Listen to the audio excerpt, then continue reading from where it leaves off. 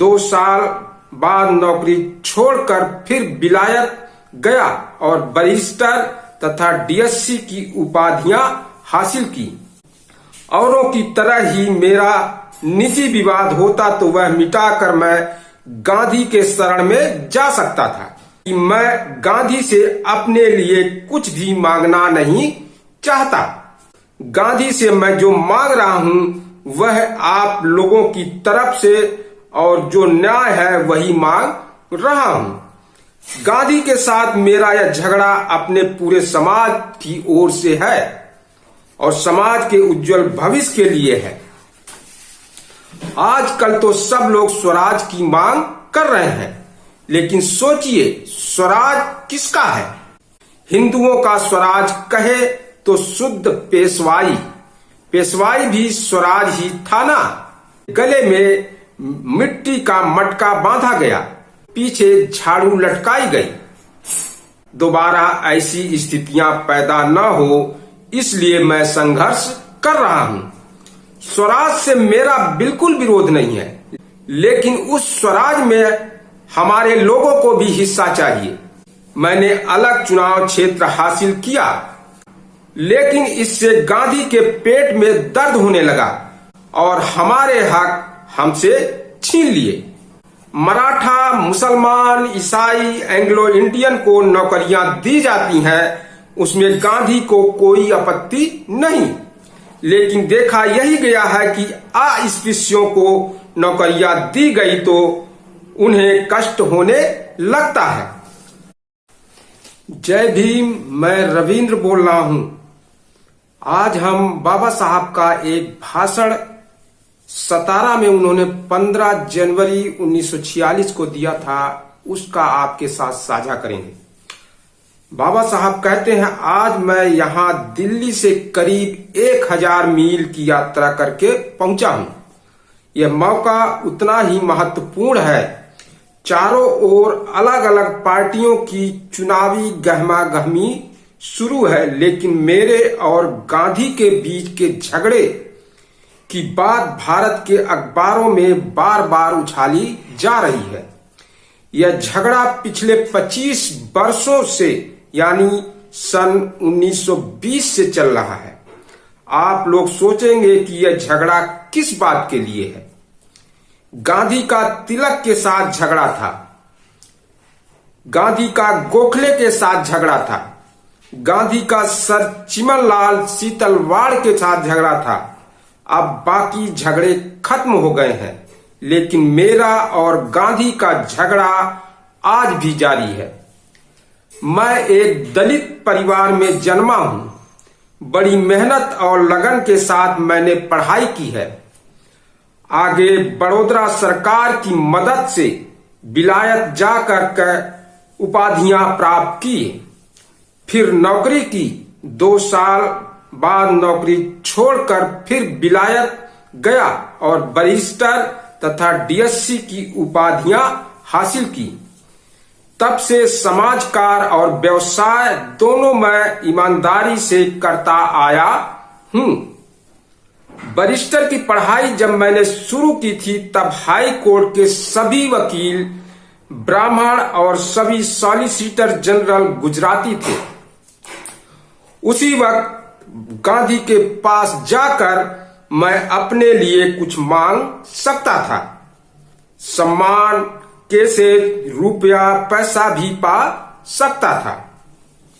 औरों की तरह ही मेरा निजी विवाद होता तो वह मिटाकर मैं गांधी के शरण में जा सकता था। लेकिन गांधी और मेरे बीच का विवाद अभी तक मिटा नहीं है।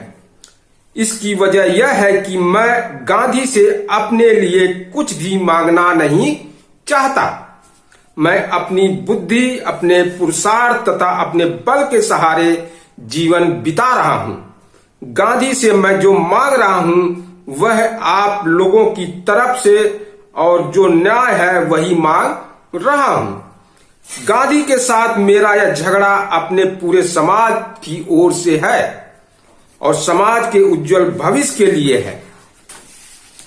आजकल तो सब लोग स्वराज की मांग कर रहे हैं, लेकिन सोचिए, स्वराज किसका है? स्पृश्यों से हमारा सवाल है कि आपका राज हम पर ही क्यों? क्या हमें भी स्वराज और न्याय तथा अधिकार नहीं मिलने चाहिए? हिंदुओं का स्वराज कहे तो शुद्ध पेशवाई, पेशवाई भी स्वराज ही था ना। उसमें हम पर अनगिनत जुल्म ढाए गए। अछूत व्यक्ति का थूक रास्ते में न गिरे, इसलिए उसके गले में मिट्टी का मटका बांधा गया और उसके चलने पर मिट्टी पर होने वाले उसके पैर के निशान से छुआछूत न फैले, इसके लिए उसके कमर में पीछे झाड़ू लटकाई गई। पहचान के लिए उसके गले में काला धागा बांधा गया। दोबारा ऐसी स्थितियां पैदा न हो, इसलिए मैं संघर्ष कर रहा हूं। स्वराज से मेरा बिल्कुल विरोध नहीं है, लेकिन उस स्वराज में हमारे लोगों को भी हिस्सा चाहिए।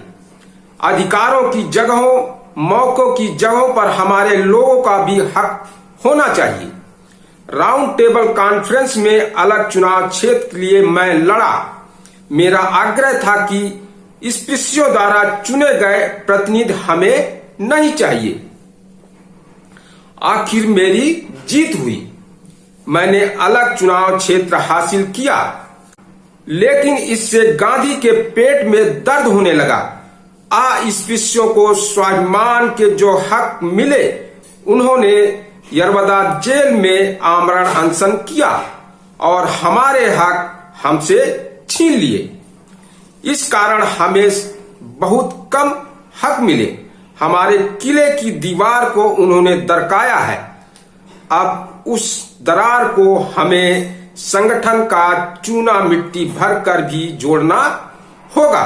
सरकारी अधिकारी हमारे हों, मंत्री भी हमारे हों, केंद्र सरकार में भी हमारे मंत्री होने चाहिए। 7 प्रांतों में कांग्रेस के मंत्रिमंडल बने, यानी कांग्रेस की सरकार रही, लेकिन गांधी का नजरिया नहीं बदला और न उनका मन पलटा। अभी हाल में गांधी मद्रास के दौरे पर गए थे। वहां किसी ने उनसे पूछा कि आपके और अछूतों के बीच मनमुटाव क्यों है? तब सीधा सरल जवाब देने के बजाय गांधी ने टाल मटोल वाला जवाब दिया और कहा कि अंग्रेजों ने इन्हें अधिकार की लत लगाई। मराठा, मुसलमान, ईसाई, एंग्लो इंडियन को नौकरियां दी जाती हैं, उसमें गांधी को कोई आपत्ति नहीं। लेकिन देखा यही गया है कि अस्पृश्यों को नौकरियां दी गई तो उन्हें कष्ट होने लगता है। हमारे लिए ये चुनाव बेहद महत्वपूर्ण है। अंग्रेज हमारी सत्ता छीन कर लोगों को सत्ता और संविधान बनाने के अधिकार देने वाले हैं। इसके लिए एक संविधान समिति बनाई जाने वाली है। हमारे विधायक वहां जाकर प्राप्त संविधान अधिकारों को सतत जारी रखेंगे। हमें ऐसे लोग चाहिए जो बिना किसी लाग लपेट के नौकरियों, शिक्षा, प्रतिनिधित्व, सत्ता, अलग अस्तित्व, उपनिवेश आदि मांगे और उनके सामने रखें। स्पृश्यों की अंजलि से पानी पीने वाले लोग हमें नहीं चाहिए। कांग्रेस के टिकट पर चुनाव लड़ने वाले लोग अगर बिना किसी की परवाह किए हमारी मांगे रखेंगे तो मैं उन्हें भी समर्थन दूंगा, लेकिन वे लोग स्पृश्यों के गुलाम हैं। अस्पृश्य के हित की ओर ध्यान दिए बगैर अपने स्वार्थ को सोचने वाले हैं। हम अगर उन्हें हराते हैं तो बहुत ही अच्छा होगा। धनवान अपने कुत्ते को जिस प्रकार पट्टे में बांधता है और इस प्रकार का ख्याल रखता है कि उसका कुत्ता कहीं ना जाए, उसी प्रकार का पट्टा कांग्रेस का टिकट है। कांग्रेस को पास भी भटकने ना दो। कांग्रेस का उम्मीदवार अपना दुश्मन है, वह दूसरों के अधीन है। हमारे लोग पराश्रित न हो, इस बारे में आपको जागरूक रहना होगा। गुलामी कैसे नुकसानदेह होती है, इसका एक प्रत्यक्ष उदाहरण मैं आपको बताता हूं। फलटन के कुछ महारों को 4 बीघा जमीन मिली थी। कुछ कारणों से वहां का राजा एक मंदिर में हर रोज 500 ब्राह्मणों को पंच पकवान का भोजन कराता था। हर रोज राजमहल से वहां गाड़ियां भर भर कर खाना आता। वहां के महार लोग उनका जूठन खाकर गुजारा कर लेते और खेती नहीं करते थे। महारों की जमीन पर जंगल उगाकर मराठों ने कब्जा कर लिया। आगे 60-70 वर्षों के बाद राजा को समझ में आया और उसने ब्राह्मणों को भोजन कराना बंद कर दिया। महारों को भी भोजन मिलनी बंद हो गई। बाद में एक बूढ़ा अपनी जमीन वापस पाने के लिए जमीन के कागजात लेकर मुझसे मदद मांगने आया, लेकिन 1874 से पहले जमीनें गई थी, इसलिए कुछ किया नहीं जा सकता था। इस प्रकार जूठन के कारण महारों को अपनी जमीन से हाथ धोना पड़ा और पराश्रित जीवन के कारण उनके हक गए। इसलिए आप सब नींद से जागिए और आंखें खुली रखिए। 1-2 साल में ही यहां बड़ा परिवर्तन होने वाला है। अंग्रेज सत्ता छोड़ देंगे, तब सारी सत्ता किसी और के पास जाए।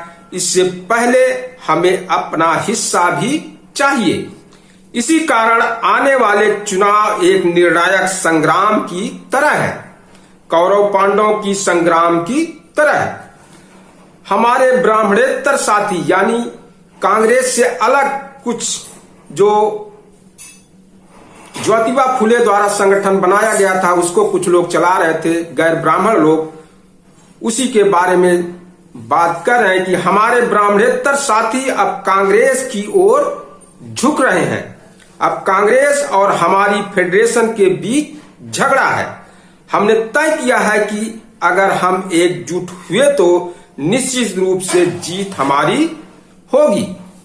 हमेशा के लिए स्थितियों में फेर बदलाव लाना हो तो तय करना होगा कि आत्मसम्मान के साथ ही जिएंगे। आत्मसम्मान पाने की लड़ाई में जान भी क्यों ना गंवानी पड़े। 20 साल पहले की स्थितियां और आज की स्थितियों में जमीन आसमान का फर्क है। उस समय 90% लोग यही कहते थे कि हुजूर हम आपकी गौशाला में ही रह लेंगे। आज हम में से एक भी व्यक्ति यह कहने के लिए राजी नहीं होगा। यह खुशी की बात है। पहले महारों को विधानमंडल की इमारत में झाड़ू लगाने का काम दिया जाता था, लेकिन आज मेरे 15 लोग विधानमंडल में सदस्य हैं। अन्य लोगों के साथ वहां वे सम्मान के साथ बैठते हैं। आगे चलकर वे मंत्री भी बन सकते हैं। इसलिए यह चुनाव बहुत ही महत्वपूर्ण है। ब्राह्मण या ब्राह्मणेतर चुनाव लड़ते हैं अपना सम्मान बढ़ाने के लिए, लेकिन आप और हमें विधिमंडल में अगर जाना है तो जिस चक्की में हम पिस रहे हैं उस चक्की के खूंटे को अपने अधिकार में करने के लिए हमें वहां जाकर जोर जबरदस्ती और अन्याय को मिटाने के लिए काम ही करना है। हमारे पास पैसा नहीं है, हम बलवान नहीं हैं, इसलिए हमें राजनीतिक सामर्थ्य की जरूरत है। हमारी सहमति से ही राजपाट चलना चाहिए। इसलिए जिसे वोट देने का अधिकार प्राप्त है वह अपने इस अधिकार को अमूल्य चीज समझे और इस्तेमाल करे। वोट यानी कड़े संघर्ष से प्राप्त संजीवनी मंत्र है। उसके सही इस्तेमाल से ही हमारी सुरक्षा हो सकती है। स्वाभिमान पूर्वक जीने का वह एक सहारा है। उसकी देखभाल करें। इसी नजरिए से इस चुनाव को देखें। विधानमंडल में भी हम अल्पसंख्यक हैं। कुल 175 सदस्यों में से हमारे सदस्यों की संख्या केवल 15 है। इतनी संख्या के साथ काम करना कठिन है, इसलिए 15 की जगह अब हमें 20 से 25 लोगों को चुनाव में जिताना होगा। इसलिए हम जनरल जगहों पर भी चुनाव लड़ रहे हैं। दक्षिण हिस्से में ईमानदार को उम्मीदवार के रूप में खड़ा किया है। हम सब उन्हें चारों वोट देंगे, तभी हमारी जीत हो सकती है। हमारे 10,000 वोट हैं, उन्हें कम से कम 10,000 वोट मिलने चाहिए। हर किसी के 4 वोट हैं और 4 जगह हैं, इसलिए सब अपनी जिम्मेदारी समझें। हमारे विरोधियों के पास पैसा है। विरोधियों द्वारा काला बाजारी से कमाया गया पैसा अब वे पाप धोने के लिए कांग्रेस को चुनाव की खातिर दे रहे हैं। हम अगर पैसे के सहारे राजनीति करने लगे तो हमें राजनीति छोड़नी पड़ेगी। हमारे अस्पृश्य लोग कांग्रेस के पीछे नहीं है। अन्य लोग पैसे के बहकावे में आकर कांग्रेस के पीछे पड़े रहते हैं। कांग्रेस को अगर लोग मानते तो बिना फूटी कौड़ी के खर्च किए कांग्रेस का इलेक्शन हो जाना चाहिए। 1937 में मेरे विरोधी ने 35,000 रुपए खर्च किए। मेरे केवल 900 रुपए ही खर्च हुए, जितने की जरूरी थे, और मैं अव्वल चुनकर आया। इसमें मुझे गर्व महसूस होता है। इसलिए कहना पड़ेगा कि अगर राजनीति कोई समझ सकता है तो वह केवल अस्पृश्य ही। अन्य लोग अपने लिए राजनीति करते हैं, उनके सामने समाज का या देश के हित का मामला नहीं होता है। मैं पिछले 20 सालों से राजनीति के काम कर रहा हूं तथा इस विषय का सूक्ष्मता से अध्ययन भी करता रहा हूं। मेरी राजनीति कभी विफल नहीं रही है। राजनीति को अच्छी तरह से समझा और बूझा है, इसलिए मेरी राजनीति सच्ची, ईमानदार और स्वाभाविक है। अन्य लोग पानी के किनारे खड़े रहकर कूद फांद कर केवल आनंद लेते हैं, उनके पास तजुर्बा नहीं है। हमारी बात अलग है। इसलिए आप सब जागरूक रहकर विरोधियों के किसी भी बहकावे या छलावे में न आते हुए, उनकी धमकियों से न डरते हुए समाज के उद्धार का पवित्र कर्तव्य पूरा करें। अपने चारों मत अपने उम्मीदवार को दें। उसे बताएं कि जो कहना था वह कह दिया, मैंने अपना दायित्व निभाया। मुझे उम्मीद है कि आप सब लोग अपना कर्तव्य पूरा करेंगे।